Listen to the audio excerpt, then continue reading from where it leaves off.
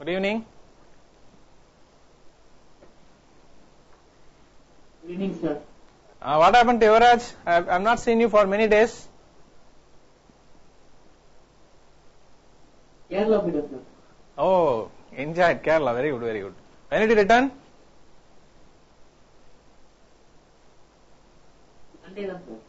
Okay, right. Right, we will just complete the last portion of the second lesson, the chemical effect of current. So far we have seen the current electricity up to watt meter, isn't it? So now in this class we are going to see about chemical effect of current.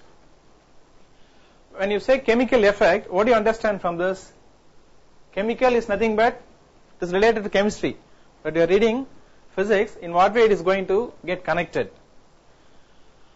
See, generally this passage of electric current through a liquid, it can be any liquid. If the current is passing through a liquid, it will cause some changes, chemical changes. And this process is nothing but called electrolysis. This is another 3-mark question you have to remember. What is electrolysis? Means the passage of electric current through a liquid causes chemical changes in the liquid. And this process is nothing but called electrolysis.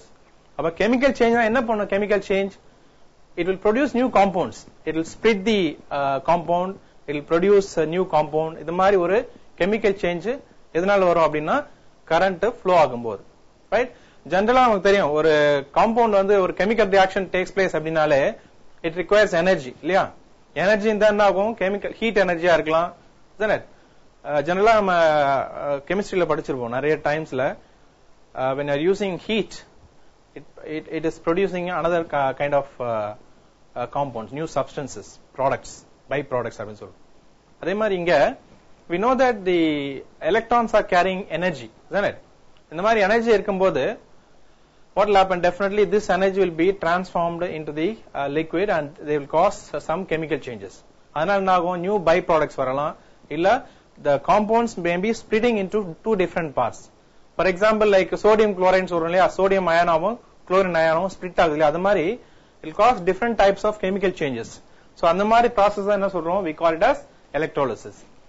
And this conduction of current is possible in liquids wherein charged ions can be dissociated in opposite directions. Just now I said the charged ion எப்படி produce ஆகுது அப்படின்னா, suppose if you take sulfuric acid, இந்த sulfuric acid எப்படி split ஆகலாம்? Sulphur அயானாவும் hydrogen அயானாவும் split ஆக முடியும்.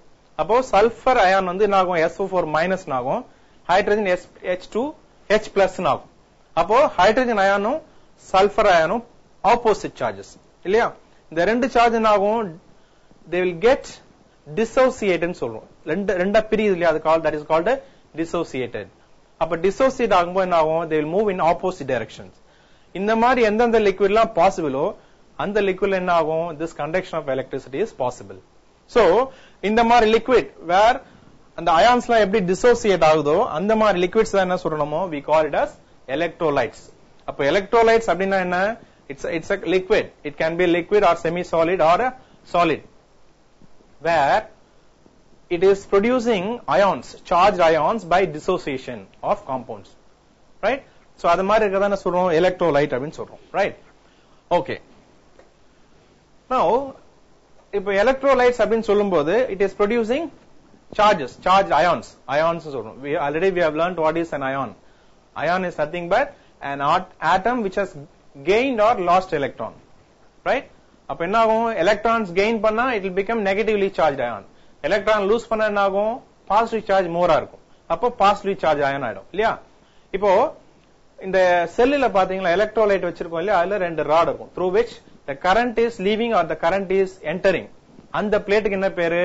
Electrodes அப்படின்னு பேரு. இப்ப எலக்ட்ரோலைட் ஒரு கண்டெய்னர்ல எலக்ட்ரோலைட் அப்படின்ற லிக்விட் இருக்கும்போது, அந்த சப்ஸ்டன்ஸ் இருக்கும்போது டெஃபினட்டா ரெண்டு ராடு தேவைப்படும். அந்த ரெண்டு ராடுக்குமே என்ன பேரு? we call hereafter these two rods as electrodes. இந்த electrodes அப்படின்னா என்னன்னா, அது வழியா தான் என்ன ஆகும்? current it will pass through or it will come out. அப்படி வர பேர் அந்த பிளேட்டுக்கு தான் என்ன பேரு? எலக்ட்ரோட் அப்படின்னு பேரு, ரைட்? இப்போ இந்த எலக்ட்ரோட ரெண்டா பிரிக்கிறோம். one is called a cathode, another one is called a anode. So the electrode towards which the positive ions are traveling is called a cathode. அப்போ பாசிட்டிவ் அயான்ஸ்லாம் எந்த பக்கம் போகுது அந்த பிளேட்டுக்கு என்ன பேரு, அந்த எலக்ட்ரோட் வந்து கேத்தோட்னு சொல்லுவோம். அதே மாதிரி நெகட்டிவ் அயான்ஸ்லாம் எந்த எலக்ட்ரோட நோக்கி போகுதோ அது என்ன சொல்லுவோம், ஆனோட் அப்படின்னு சொல்லுவோம். சோ எப்படி ஞாபகம் வச்சுக்கலாம் அப்படின்னா, ஆனோட் அப்படின்னா என்ன, ஆன்டி நோட். ஆன்டினா என்ன, நெகட்டிவ். சோ நெகட்டிவ் அயான்ஸ்லாம் போறது ஆனோட் சொல்றோம், பாசிட்டிவ்லாம் போற ராட வந்து எலக்ட்ரோட வந்து கேத்தோட் சொல்றோம். Similarly, positive ions are called cations. அதே மாதிரி negative ions are called anions, right? Or we can say they are mostly formed from metals or hydrogens. எது, இந்த cations, இந்த positively charged ions சொல்றோம் இல்லையா, இந்த cations அது எதுல இருந்து ஃபார்ம் ஆகும் அப்படின்னா mostly from metals or hydrogen. இது பாயிண்ட் ஞாபகம் வச்சு. இது மேபி மல்டிபிள் சாய்ஸ் क्वेश्चन, எப்பவாவது கேட்பாங்க, ரொம்ப ரேரா. So the positive ions are called cations, the negative ions are called anions. இந்த பேசிக் பாயிண்ட் ஞாபகம் வச்சுக்கணும். So what is electrolyte அப்படின்னு தெரியும், what is electrolysis தெரியும், what are electrodes அப்படின்னா தெரியும், what is cathode தெரியும், what is anode, and what are cations, what are anions. இந்த எல்லா क्वेश्चंसக்கும் நமக்கு இப்ப பேசிக்கா ஆன்சர் தெரிஞ்சிருக்கு. So இத பேஸ் பண்ணி என்ன பண்ண போறோம், we are going to learn about the chemical effect of electric current, right? Now the basic factors, right, which is affecting the quantities of matter which is liberated during the process of this chemical change, or we call it as electrolysis. This was investigated by the great scientist Michael Faraday. Enna pannaru, the quantities of matter liberated. What do you mean by quantity? The amount of matter, the amount of substance அப்படினு சொல்லலாம், right? இந்த amount of matter ஒரு electrolysis போது, அந்த chemical change போது எவ்வளவு amount of matter is liberated இந்த electrolysis அப்படின்றத பத்தி இன்வெஸ்டிகேட் பண்ணது first the great scientist Michael Faraday. So இத பேஸ் பண்ணி we are learning two different laws, Faraday's laws of electrolysis, right? Now the first law says, என்ன சொல்லுது, mass of the substance liberated at an electrode is directly proportional to the charge passing through the electrolyte. Remember, what do you mean by mass of substance? Mass of substance na enna, deposit ஆகுது இல்லையா, ஜெனரலா பாத்திருப்பீங்க. இப்போ gold jewellery எல்லாம் electro plating பண்ணுவாங்க. நம்ம கொடுக்குற silver செயினை கொண்டு போயிட்டு கொடுத்தோம்னா they will make it as gold chain. எப்படி, மேல ஒரு லேயர் ஃபார்ம் ஆகும். அந்த லேயர் எங்க இருந்து வருது, அதுக்கு முன்னாடி என்ன பண்ணுவாங்க, அதுக்கு ஒரு லிக்விட், அந்த லிக்விட்ல இந்த கோல்ட போட்டு டிசால்வ் பண்ணி இந்த எலக்ட்ரோலிசிஸ் ப்ராசஸ்ல அந்த கோல்ட் அயான்ஸ்லாம் என்ன ஆகும், இந்த சில்வர் செயின் மேல டெபாசிட் ஆகும். அப்போ இந்த அயான்ஸ்லாம் டெபாசிட் ஆகுது இல்லையா, அது என்ன சொல்றோம் நம்ம, மாஸ் ஆஃப் சப்ஸ்டன்ஸ் அப்படின்னு சொல்றோம். அப்ப மாஸ் ஆஃப் சப்ஸ்டன்ஸ் தான் இந்த மெட்டல்ஸ்லாம் என்ன ஆகுது, டிசால்வ் ஆகி அது அயானா மாறி அது என்ன பண்ணுது, நமக்கு தேவையான அந்த ஒரு மெட்டல்ல வந்து டெபாசிட் ஆகுது இல்லையா, அந்த மாதிரி deposit ஆகுதுதான் we say the mass of substance.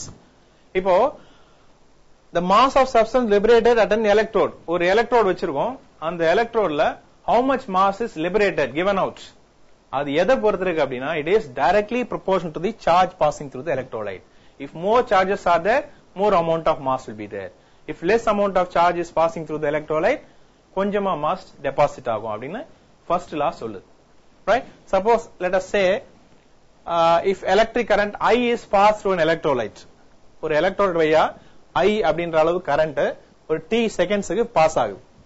Say let us see the amount of charge passed is, what is that, we know that formula நமக்கு தெரியும், I is equal to q by t அப்படினு தெரியும் இல்லையா. So this implies what is q, q is equal to I into t. So இந்த formula பிரகாரம் என்ன ஆகுது, how much charge is passing through that, I into t charge is passing through that. How much charge, I into t charge is passing through that. இப்ப current வந்து I, time t seconds, charge எவ்வளவு போகுது, I into t. அப்போ லா என்ன சொல்லுது, the mass of substance liberated at an electrode is directly proportional to the charge. How much charge, q charge. அந்த q தான் என்ன சொல்லணும், we know that q is equal to it ன்னு சொல்றதுனால in place of q I am writing it. But usually what is the convention, when you want to remove the proportionality symbol, you have to add a constant of proportionality. Here we are adding a constant of proportionality called Z, right? Where Z is nothing but electrochemical equivalent. In the Z constant for the substance being liberated is called as electrochemical equivalent. நம்ம இந்த லா எழுதும்போது என்ன பண்ணோம், இதை எழுதிட்டு where Z is called the electrochemical equivalent அப்படினு சொல்லுவோம். Right? And its unit is kilogram per coulomb. ஏன் அப்படினா the Z எதை பொறுத்து இருக்கு? Z வேணும்னா இது இங்க எடுத்துட்டு வரணும் இல்லையா? see Q இங்க எடுத்துட்டு வரணும் இல்லையா? அப்போ Z வேணும்னா என்ன ஆகும்? see இந்த ஈக்குவேஷன் பிரகாரம் for example M is equal to Z into Q ன்னு சொல்லலாம் இல்லையா? From this if you want the unit for Z, what is that? M by Q. அப்போ M உடைய யூனிட் என்ன? கிலோகிராம். சோ அதுதான் கிலோகிராம். Q உடைய unit என்ன? Coulomb, per coulomb.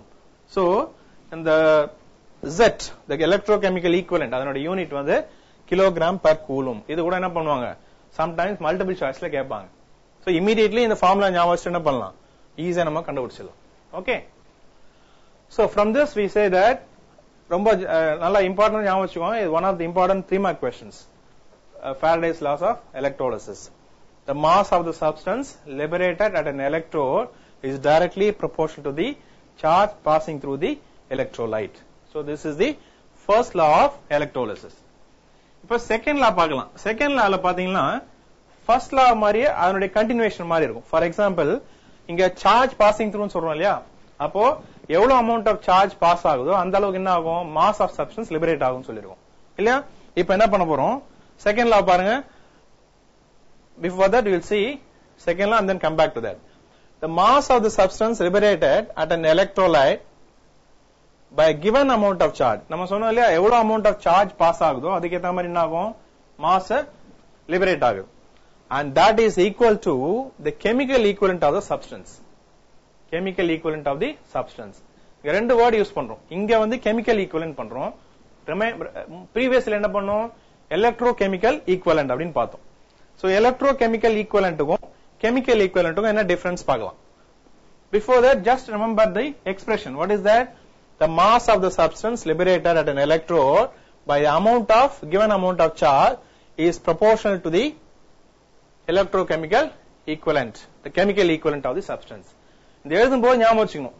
first lawல வந்து electrochemical equivalent அது யூஸ் பண்றோம் இல்லையா? where is it? But இங்க என்ன பண்றோம்? M is proportional to E. But of course we are not going to explain all those things. இதெல்லாம் வந்து only external extra points. But law எழுதும்போது என்ன பண்ணோம்? The first law is M is proportional to Q. The second law says M is proportional to E. இது வரைக்கும் நம்ம பார்த்தா போதும். Right? Only point which you have to remember for 3 mark is what is electrochemical equivalent? And the point வந்து previous slideல பார்த்தோம் நம்ம. See that?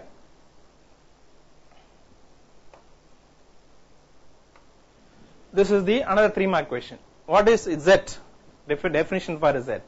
The electrochemical equivalent of a substance is defined as the mass of the substance liberated in electrolyte when 1 coulomb of charge is passed to the electrolyte. நம்ம சொல்றோம் இல்லையா the amount of substance that is liberated at an electrode is directly proportional to the charge passing through னு. அப்போ 1 coulomb of charge எவ்வளவு pass ஆகும்போது எவ்வளவு mass deposit ஆகுதோ அதுக்கு பேர் தான் என்னது? electrochemical equivalent. Right? That means short form எப்படி ஞாபகம் வச்சுக்கலாம்? When Q is equal to 1 coulomb, M is equal to Z. அப்படி ஞாபகம் வச்சுக்கோங்க. Okay? When Q is equal to 1 coulomb, M is equal to Z. இதை ஞாபகம் வச்சு என்ன பண்ணலாம்? electrochemical equivalent எழுதலாம். So எப்படி எழுதலாம்? definition பாருங்க. The electrochemical equivalent of a substance is defined as the mass of the substance liberated at an electrolyte or in an electrolysis process when 1 coulomb of charge is passing through the electrolyte. ரொம்ப simple ஆயிடுது இல்லையா? So இந்த definition ஞாபகம் வச்சுக்கணும். When Q is equal to 1C, M is equal to Z. Where Z is called a electrochemical equivalent. The next one is second law says the mass of the substance liberated on the electrode by given amount of charge is equal to the chemical equivalent of the substance. அதுதான் E, capital E. But there is information given here. You know what is chemical equivalent? It is relative atomic mass by valency. அதுதான் chemical equivalent. இது ஒரு extra point. Relative atomic mass எப்படி கண்டுபிடிக்கணும்? 8th lessonல படிப்போம். எப்படி கண்டுபிடிப்போம்? Mass of the atom divided by 1/12 of carbon 12. 1/12 of mass of carbon 12. அதுதான் என்னது? Relative atomic mass divided by valency. அதுதான் இங்க வருது. Okay? இது 8th lessonல வரும். When we come across that, we will learn.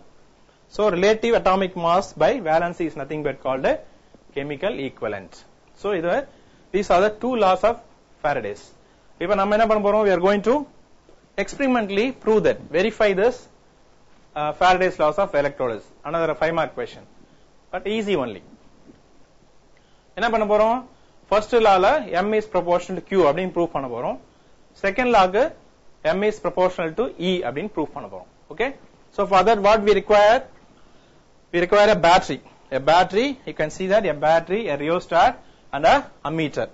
This ammeter is for measuring the current and rheostat is for adjusting the current so that we can read the particular value of current. அதுக்கு தான் என்ன பண்றோம்? Rheostat use பண்றோம். Battery is for power supply.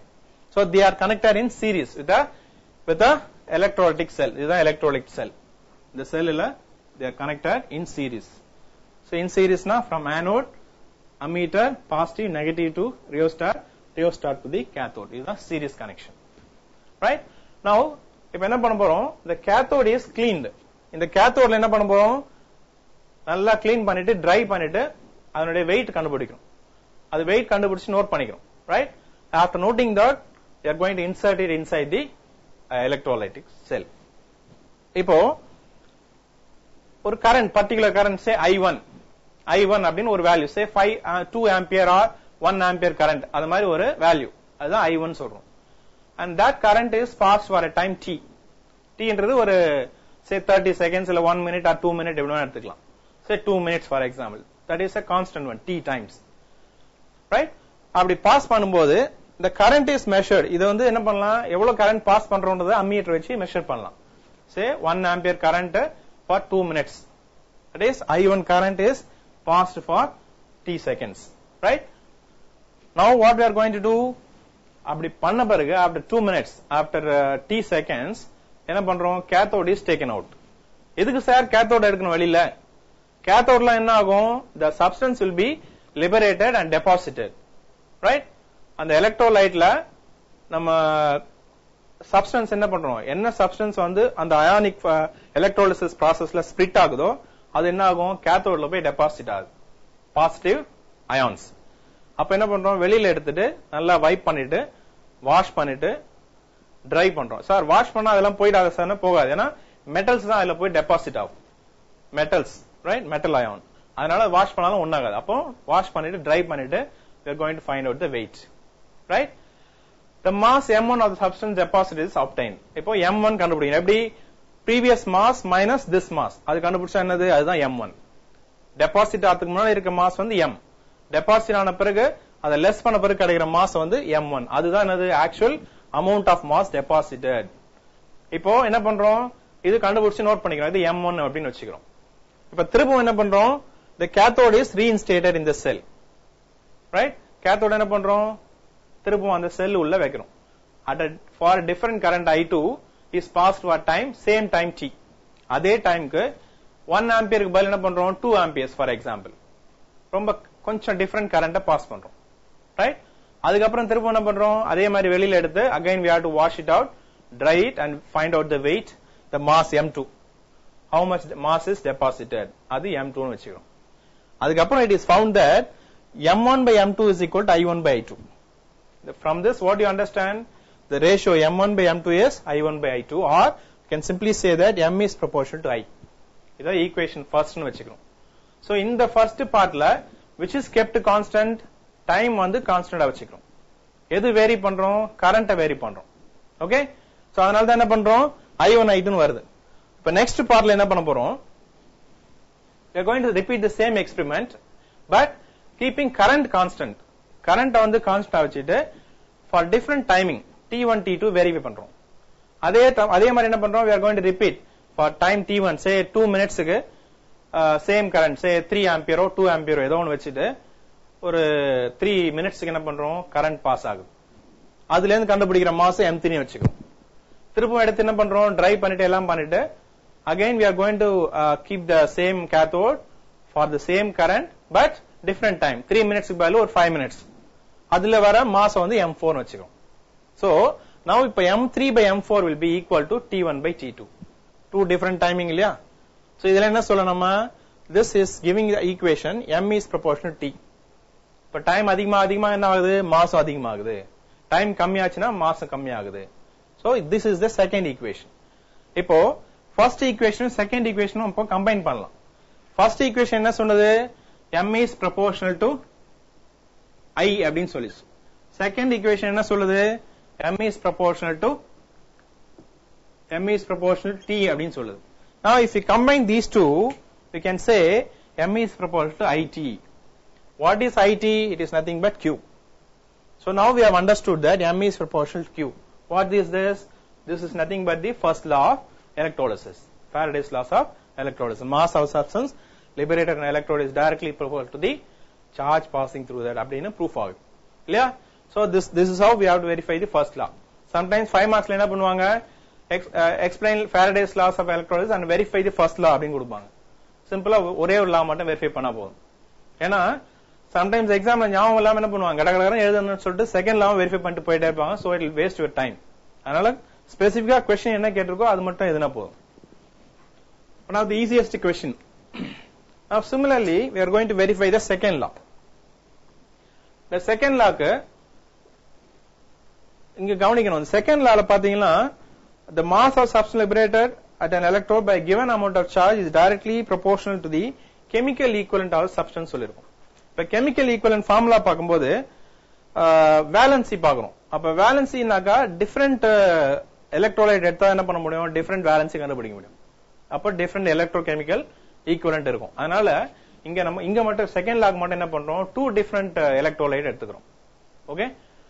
So 2 electrolyte cells containing different electrolytes. Say for example இந்த ஒண்ணுத்துல வந்து copper sulfate இன்னொரு வெசல்ல வந்து silver nitrate எடுத்துக்கிறோம். Copper sulfate and silver nitrate. They are connected in series with as usual battery, a rheostat and a ammeter. Right? Now copper electrode are inserted in the copper sulfate and silver electrode are inserted in the silver nitrate. ஏன்னா copper electrodeல என்ன ions வரும்? Copper sulfateல electrolysis processல copper plus ஆகும் sulfate ions split ஆகும் electrolysisல.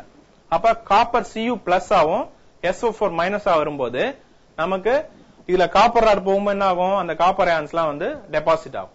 அதே மாதிரி இதுல என்ன ஆகும்? சில்வர் ராட் போகும்போது சில்வர் அயான்ஸ்லாம் அதுல டெபாசிட் ஆகும். அதுக்காக தான் என்ன பண்றோம்? we are inserting copper rod in copper sulfate solution and silver rod in silver nitrate solution. Okay? அப்ப அதை இன்சர்ட் பண்ணிட்டு என்ன பண்றோம்?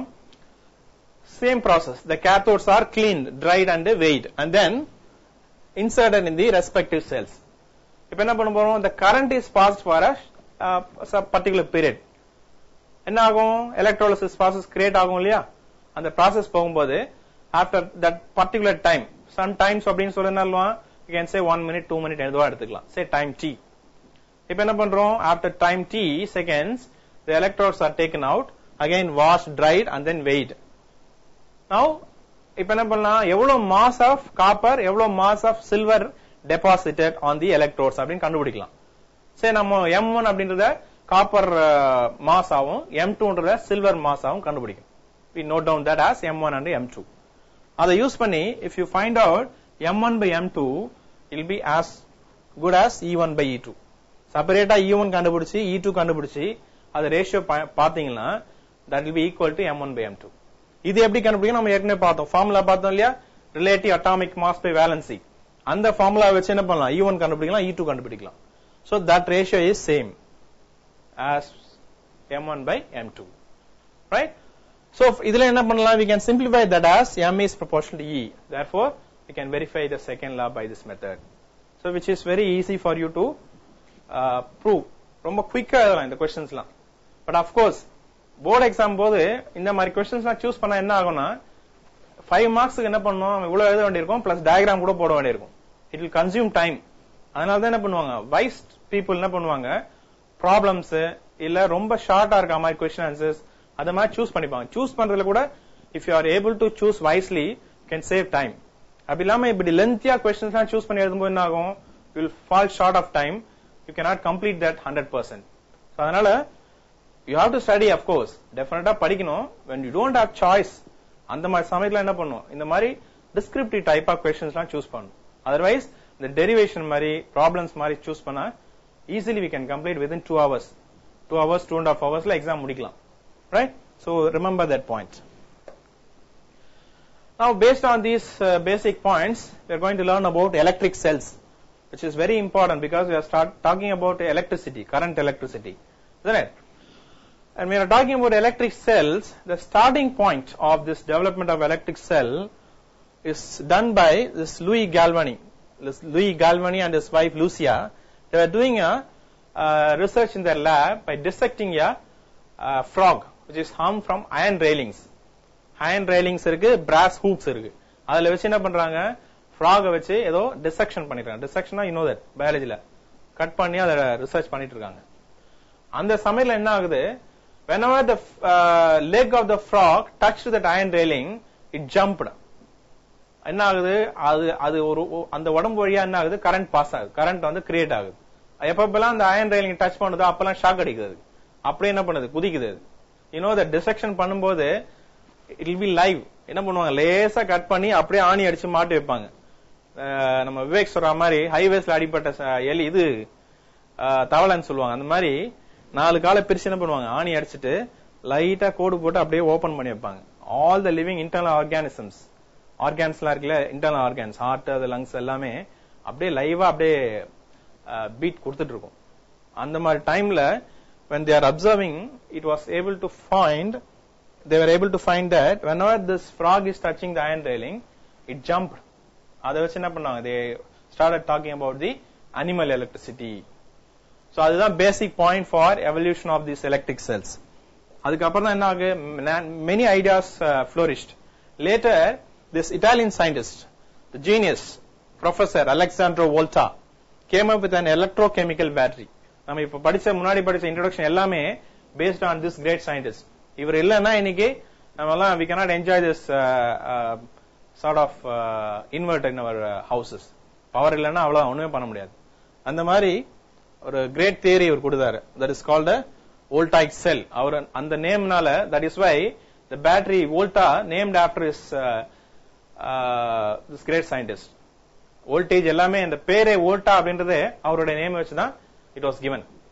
And this battery Volta named after him consists of pile of copper and zinc disc.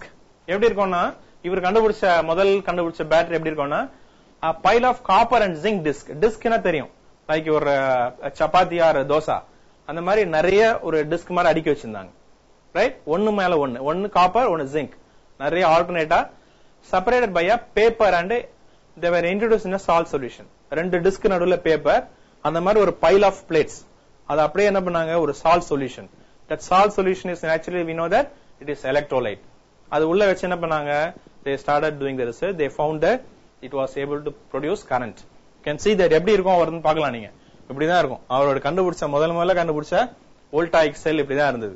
இந்த மாதிரி pile of plates, நிறைய இந்த மாதிரி மாறி இந்த டிஸ்க்லாம் இருந்தது. So அதை வச்சு the full system was kept in the salt solution. And when the ends of the place are connected, right, what happened, they tried that with the electric bell. அதை connect பண்ண உடனே the bell started ringing, opening a new world of electrochemical cells. That was the starting point. And his experiment established that the cell could be made by using two dissimilar metals. இத base பண்ணி தான் என்ன பண்ணாரு, இந்த மாதிரி ரெண்டு dissimilar metals, ஒரே மாதிரி இல்லாம different metal வச்சு, when it is kept in a salt solution which reacts with at least one of the metals as electrolytes. இதுல இப்படி உள்ள வைக்கும்போது, இந்த சால்ட் சொல்யூஷன்ல வைக்கும்போது இது என்ன ஆகுது, இதுல ரெண்டு மெட்டல், ஏதோ ஒரு மெட்டல் என்ன பண்ணுது, இந்த எலக்ட்ரோலைட் கூட ரியாக்ட் ஆகுது. அப்படி ரியாக்ட் ஆகும்போது it is producing electricity. When I say it is producing electricity, you have to understand that electricity na நம்ம பிகினிங்லயே படிச்சிருக்கோம், it is nothing but flow of charges.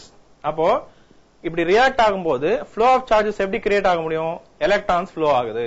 அப்போ எலக்ட்ரான்ஸ் வந்து given out. ஏதோ ஒரு மெட்டல் என்ன பண்ணுது, எலக்ட்ரான்ஸ் வெளியில விடுது. அப்படி எக்ஸஸ் ஆஃப் எலக்ட்ரான்ஸ் இருக்கும்போது the electrons are flowing. அப்படி flow ஆகும்போது என்ன ஆகுது, எலக்ட்ரிக் கரண்ட் ப்ரொடியூஸ் ஆகுது. அப்படின்றத பேசிக்கா இவர் தான் கண்டுபிடிச்சாரு. இதுக்கப்புறம் என்ன பண்ண போறோம், we are going to learn the basic voltaic cell. எப்படி கண்டுபிடிச்சாரு அதை பேஸ் பண்ணி he started building the first cell called voltaic cell.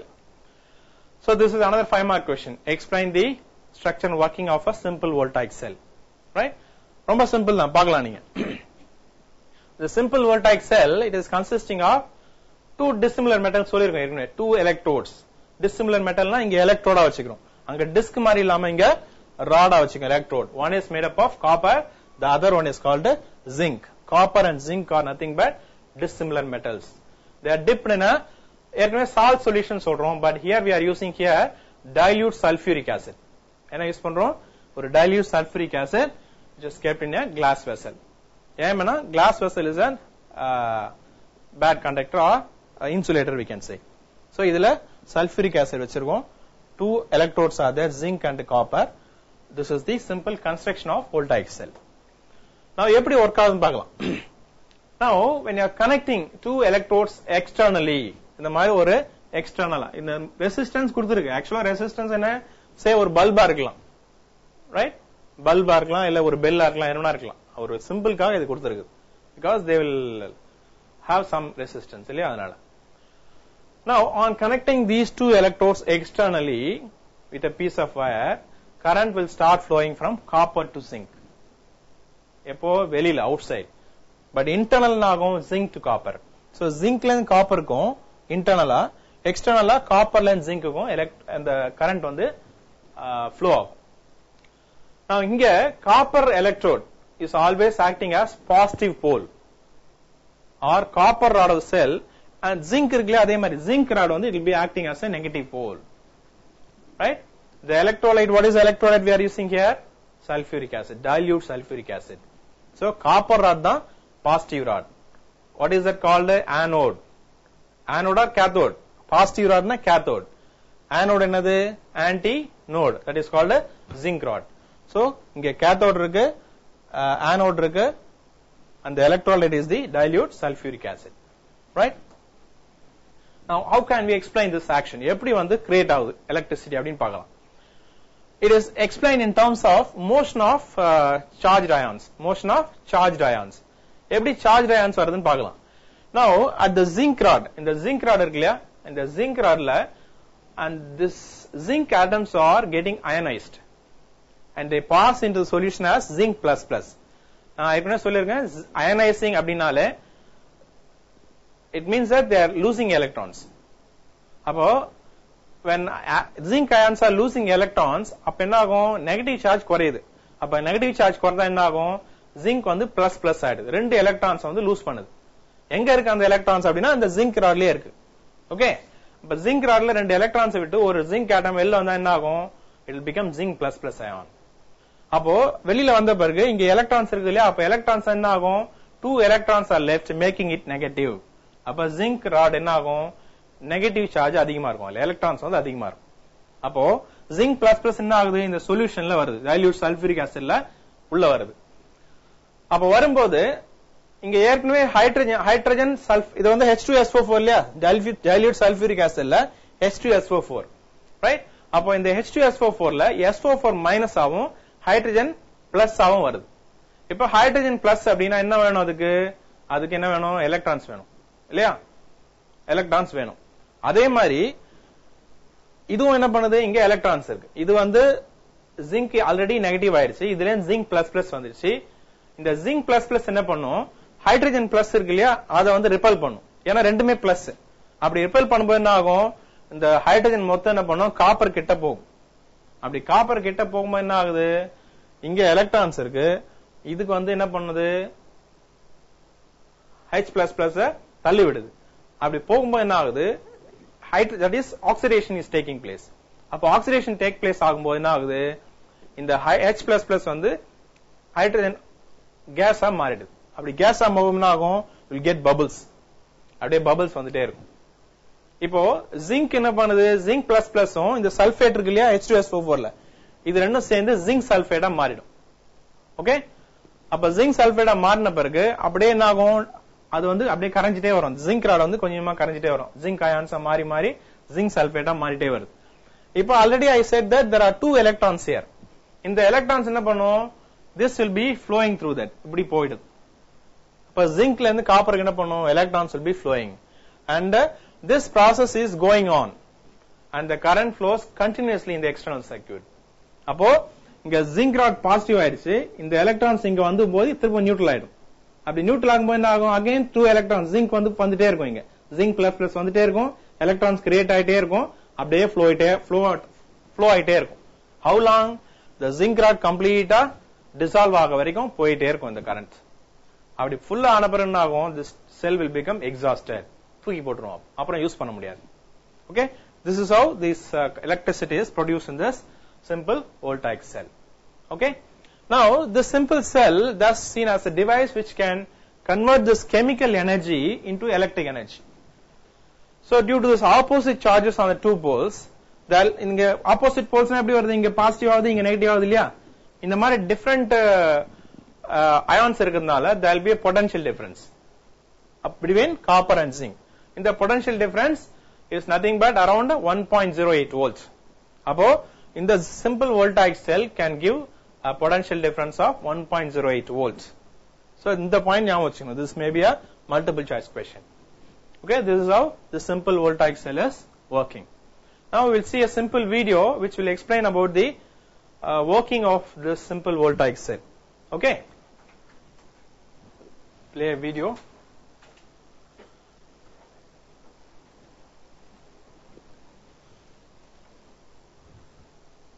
Just a minute.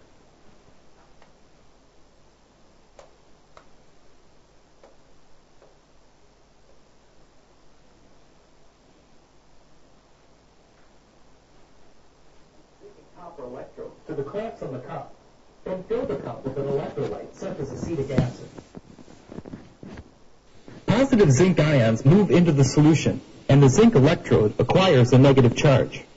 The zinc electrode acts as the cathode, or negative terminal, in this cell. The positive zinc ions repel positively charged hydrogen ions toward the copper plate. The hydrogen ions acquire electrons from this plate and form hydrogen gas. Students can see the gas bubbles being formed on the copper. Because the copper electrode loses electrons to the hydrogen, it becomes positively charged. It acts as the anode, or positive terminal, in this cell. When the two plates of the cell are connected by a conducting material, an electric current will flow from the copper to the zinc. This cell is capable of producing a potential difference of just over 1 volt. The voltage can easily be measured with a multimeter. Other electrode materials and electrolytes can also be used, and students can determine the most efficient materials. I hope that you have understood. Now, I want Yuvraj to explain this, please. Simply, இது எப்படி வருது அப்படின்னு சொல்லிட்டு explain பண்ணணும். Yuvraj, come on.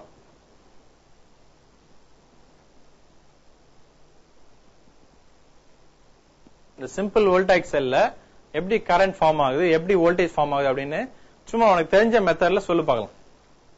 என்னென்ன electrode use பண்றோம், என்ன chemical reaction takes place அப்படின்னு clean-ஆ சொல்லு பார்க்கலாம். நல்லா வாயை திறந்து ஆன்னு yawning. Are you sleeping, man?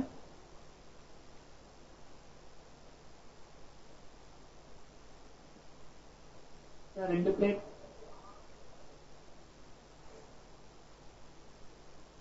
already sir. Okay, tell me. Come on, explain.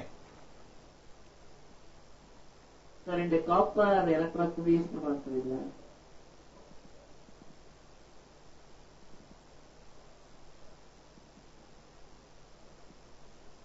ரெண்டு எலக்ட்ரோட்ஸ் சொன்னோம். ரெண்டு electrode, what are the electrodes? CO அப்புறம் வந்து SO4 ரெண்டு இது யூஸ் பண்றாங்க sir. Hey, that is electrolyte. CO வந்து பாசிட்டிவ் அப்புறம் SO4 வந்து negative sir. No. What are the two electrodes we are using here?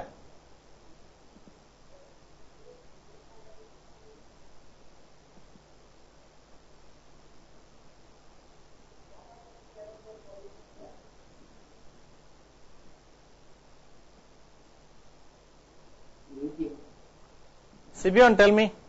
Give the mic to him.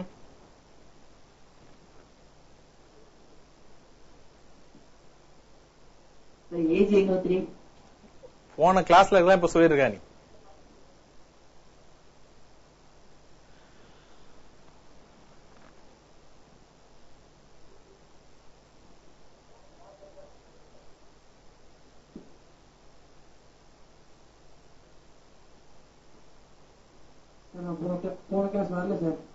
இப்ப சொன்னதான் சார் கேட்கல.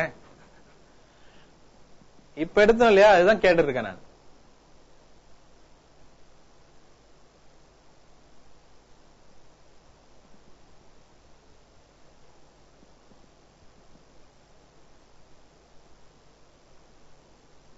Give the mic to Nitya. Question, sir. Voltaic cell எப்படி work ஆகுது இப்ப சொன்னோம் இல்லையா? Can you explain in terms of simple sentences?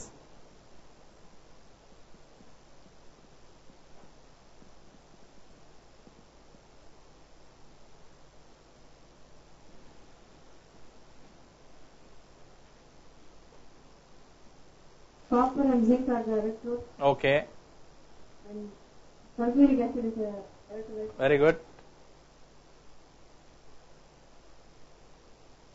Zinc rodல என்ன ஆகுது? What happens to zinc rod?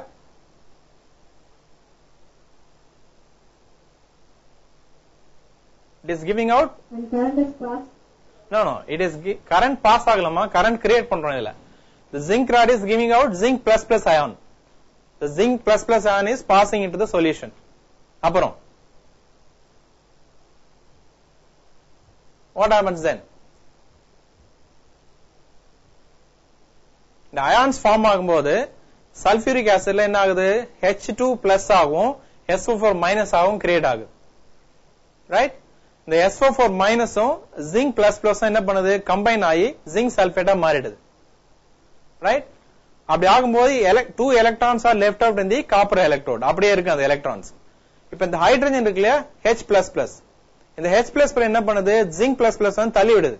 இந்த H+ ions என்ன பண்ணுது? It is moving towards the copper ion, copper rod. அந்த copper rod என்ன பண்ணுது? இந்த zinc plus இருக்கிறதுனால it wants to neutralize the zinc plus. அப்ப zinc plus நியூட்ரலைஸ் பண்ணனும்னா என்ன பண்ணனும்? அதுக்கு எலக்ட்ரான்ஸ் கொடுக்கணும். ரெண்டு எலக்ட்ரான்ஸ் கொடுத்தா என்ன ஆகும்? இந்த zinc H++ என்ன ஆகும்? ரெண்டு ஹைட்ரஜன் இருக்கு இல்லையா? H2. இந்த ரெண்டு ஹைட்ரஜனும் H+ வந்து H நியூட்ரலைஸ் ஆகணும் அப்படின்னா ஹைட்ரஜன் கேஸா ஃபார்ம் ஆகணும்னா இட் ரிக்வயர் எலக்ட்ரான். நம்ம வேண்டிய எலக்ட்ரான் என்ன பண்ணுது? அப்போ காப்பர் ராட்ல இருந்து எலக்ட்ரான்ஸ் எடுத்துக்குது. அப்ப ரெண்டு ஹைட்ரஜனும் ரெண்டு எலக்ட்ரான்ஸ் எடுத்துக்கிட்டாக அப்ப காப்பர் ராட்ல என்ன ஆகுது? ரெண்டு ஷார்டேஜ் ஆஃப் எலக்ட்ரான்ஸ். இப்ப இந்த ரெண்டு ஷார்டேஜ் ஆஃப் எலக்ட்ரான்ஸ் என்ன ஆகுது? ஏற்கனவே இந்த ஜிங்க் ராட்ல எலக்ட்ரான்ஸ் இருக்கு இல்லையா? அது என்ன பண்ணுது? எக்ஸ்டர்னலா வெளியில இருக்க சர்க்யூட் மூலமா அந்த எலக்ட்ரான்ஸ் வந்து காப்பர் ராட ரீச் ஆகுது. அப்போ it is farming a flow of charges. அப்படி ஃப்ளோ ஆகி காப்பர் ராடுக்கு போகும்போது என்ன ஆகுது? அது நியூட்ரலைஸ் ஆயிடுது. ரெண்டு எலக்ட்ரான்ஸ் தேவைப்படுது இல்லையா? அது வந்து கிடைச்ச உடனே அந்த காப்பர் ராட் நியூட்ரலைஸ் ஆயிடுது. இந்த H+ என்ன ஆகுது? ரெண்டு எலக்ட்ரான்ஸ் வாங்கிட்டு H ஆகி ரெண்டு H சேர்ந்த உடனே ஹைட்ரஜன் கேஸா மாறி it is giving out as பபிளா வந்து கேஸ் ஃபார்ம் ஆகுது. இந்த சல்பேட் அயான்ஸும் ஜிங்க் அயான்ஸும் கம்பைன்ட் ஆகி ஜிங்க் சல்பேட்டா மாறி அப்படியே ஒரு லேயரா ஃபார்ம் ஆயிடும். You understand this now?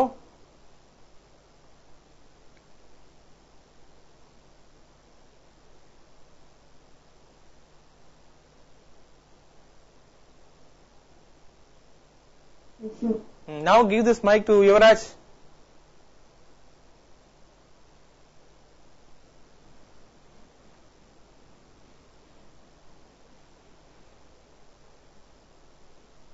Yuvraj, tell me, are you able to understand this now?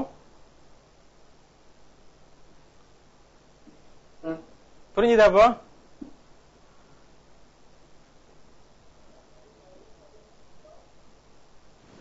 புரியுது சார். இப்ப ரெண்டு ஷார்ட் क्वेश्चंस கேக்குறேன், டக்கு டக்குன்னு ஆன்சர் பண்ணனும். Right? What are the two? பரவாயில்ல சார். இல்ல what are the two electrodes we are using here? Quickly.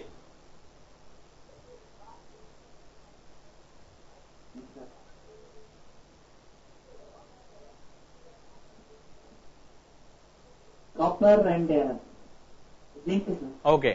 What is the electrolyte we are using here?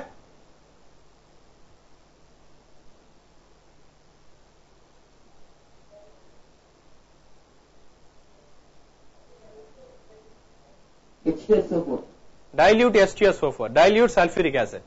இப்போ ஜிங்க் ராட்ல என்ன வருது வெளியில?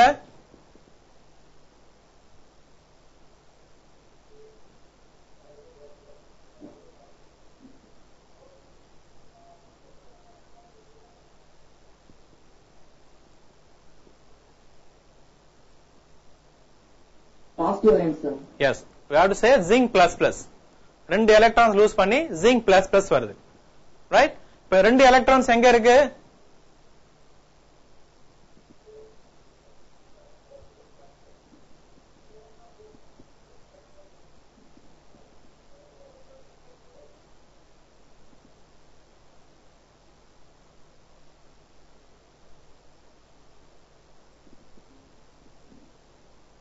plate, sir. Zinc plate zinc ராட்லயே இருக்கு. Very good. இப்போ அவன்கிட்ட மைக் சிபி கிட்ட கூட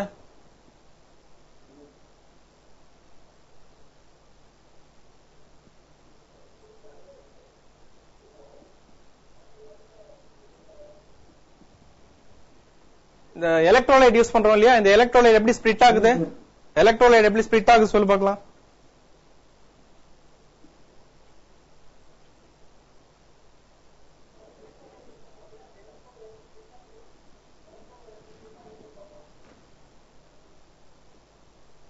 We call it as dissociation. Dissociation சொல்லுவாங்க. ஸ்பிளிட் ஆகுது இல்லையா ரெண்டா. அசோசியேட்னா சேர்க்கிறது, டிசோசியேட்னா பிரிக்கிறது. H plus SO4 minus, sir. Very good. H2 isn't it? H2 plus SO4 minus. அப்போ ரெண்டு ஹைட்ரஜன் பிளஸ் இருக்கு. Right? So what happens to this hydrogen plus plus? ரெண்டு H plus என்ன ஆகுது? எங்க போகுது?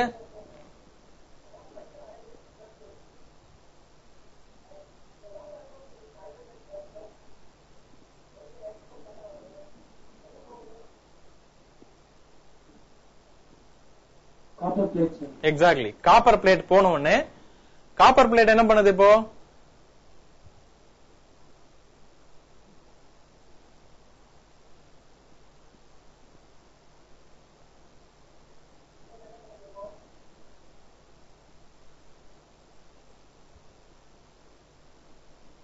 Repel பண்ணு, sir.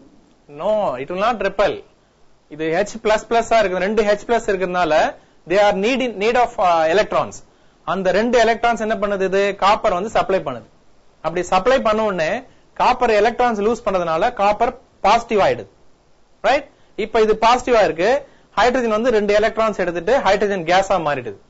ரைட்? நவ இப்ப ஜிங்க் ராட்ல ரெண்டு எலக்ட்ரான் இருக்கு இல்லையா, அது என்ன பண்ணுது? எக்ஸ்டர்னல் சர்க்யூட் வழியா ஓடி வந்து இந்த பாசிட்டிவா இருக்க காப்பர் ராட் வழியா போகுது. அப்போ நியூட்ரலைஸ் ஆயிடுது. இப்படிதான் என்ன ஆகுது? சார்ஜஸ் வந்து கண்டினியூஸா ஃப்ளோ ஆயிட்டே இருக்கும். Have you understood now? I hope you have understood. Right, next we will go to this Daniell cell. Okay, after this we will wind off. Another important question. Daniell cell. And this Daniell cell is nothing but a primary cell. It is also a primary cell. Why? The greatest disadvantage is that it cannot supply current, steady current for a long time.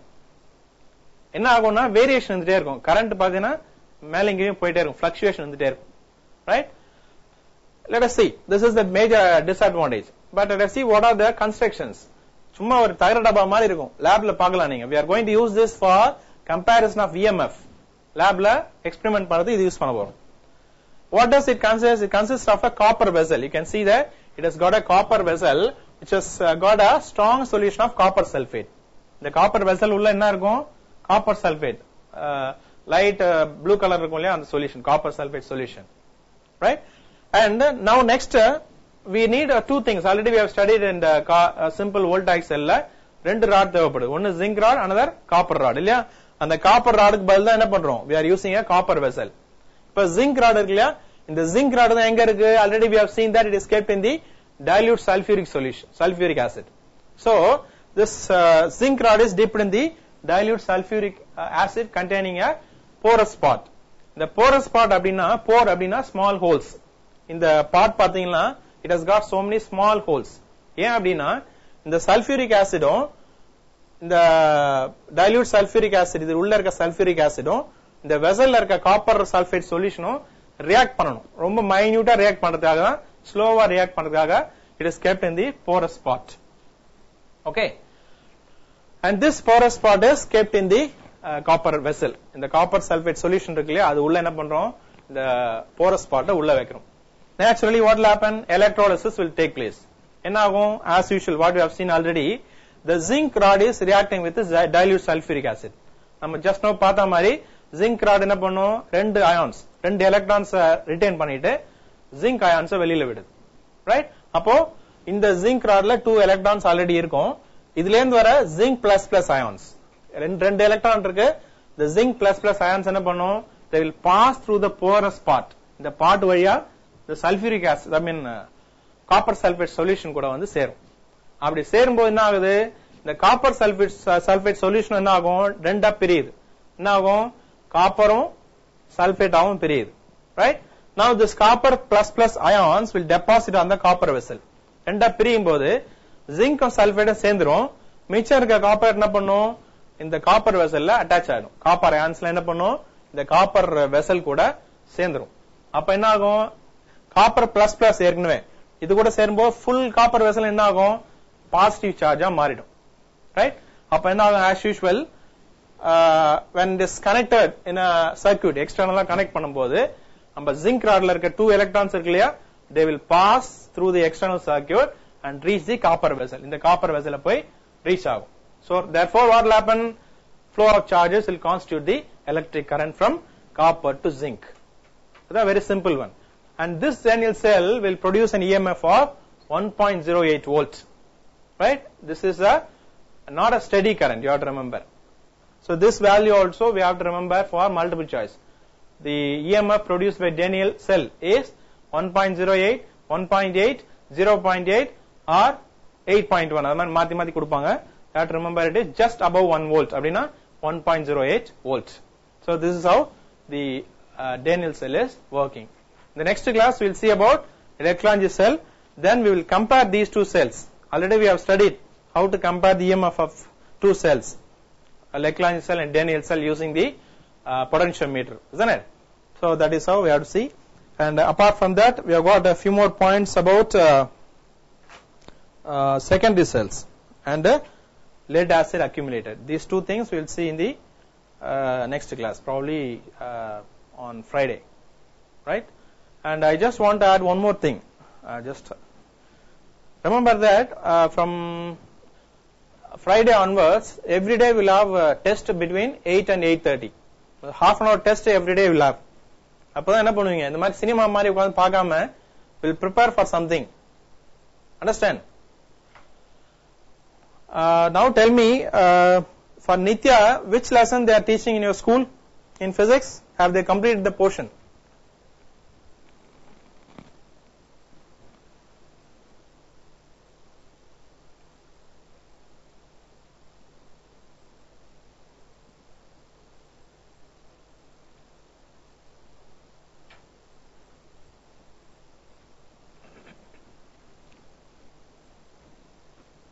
Fifth lesson, sir.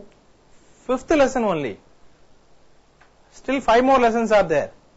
Wave optics. What? Ray optics.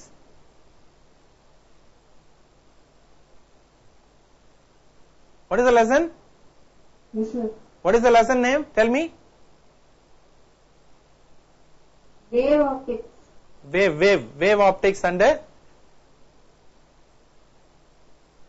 fifth lesson. Okay. They have not touched the second volume, is it?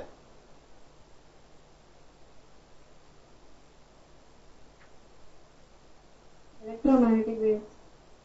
Okay, that is, you are giving 2 different parts. I am asking. Yeah. Still, so many things are there to be completed, but you are going very slow. For Yuvraj, tell me, how many lessons you have completed?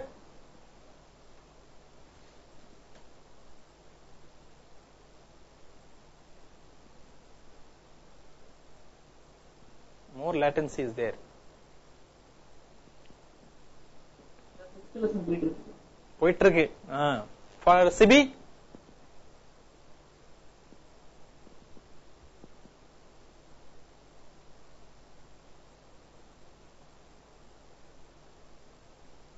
Seventh lesson, sir. Okay. Okay. No other go. We have to go by this way only. I thought that by the time in some schools, the school where I worked earlier, by the end of August, we used to complete the portion. And after, from September onwards, we used to conduct a revision test. But your schools are going very slowly. If this is the way, they may take even up to December to complete the portion, I think. Because one more volume is there, which may have 5 lessons to complete in almost 4 months. So you will complete only by December, I think so. Oh, never mind. tell me that do you want the questions to be given before you write the test for the coming test, that is to be on Friday? Friday என்ன test question கொடுக்க போறோம் அப்படிங்கறத முன்னாடியே கொடுத்துருவா நான் உங்களுக்கு, or shall I give you a portion only?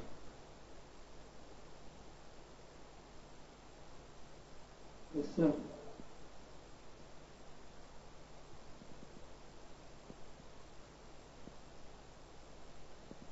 No questions, sir. Okay, so from tomorrow I'll give you the questions. You will have weekly, you will have one physics test, one chemistry test, and 2 maths tests, and one other test, biology, physics, chemistry, and biology or computer science will have 1 test, and for maths alone you will have 2 tests. So that complete that portion, that small portion will be given. So if you make it thorough within a short span of time, you can complete that thoroughly, so you can get good marks in your coming exams. So please cope with that. Never skip your classes. Yesterday, since 2 other students were absent, I could not take the class because Nitya was alone present. So be attentive, be punctual for the classes, then only you can secure more marks. Understand? Okay, we'll meet tomorrow. Bye.